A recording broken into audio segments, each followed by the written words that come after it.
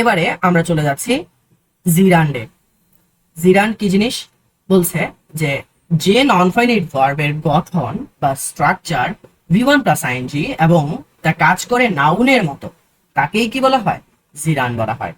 তার মানে non finite ভার্বটা ভি1 প্লাস আইএনজি ফর্মে থাকবে এবং কাজ করবে নাউনের মতো করে, সেটাই হচ্ছে জিরান্ড।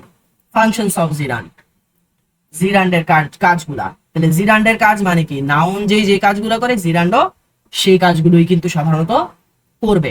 কেন? কারণ জিরান্ড নাউনের মতোই কাজ করে। প্রথমেই দেখতে পাচ্ছি বলছে সাবজেক্ট হিসেবে কাজ করে। তো আমরা জানি নাউন সাবজেক্ট হিসেবে কাজ করতে পারে, তাই না? যেমন swimming is good for health. Swimming ভি1 প্লাস আইএনজি ফর্মে আছে, সাবজেক্টের কাজ করছে, আর সাবজেক্ট হতে পারে কে? নাউন বা প্রোনাউন। তার মানে নাউনের কাজ করলো।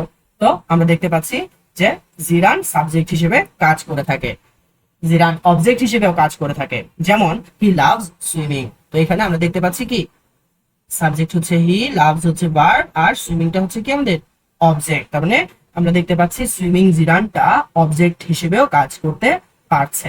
এরপর বলছে প্রিপোজিশনের পর জিরান্ড বসে। তার মানে আমরা যদি কোনো প্রিপোজিশন দেখি, প্রিপোজিশনের পর আমাদেরকে যদি কোনো ভার্ব ব্যবহার করতে বলে, সেই ভার্বটা আমরা কি জিরান্ড ব্যবহার করব। যেমন he is good at swimming.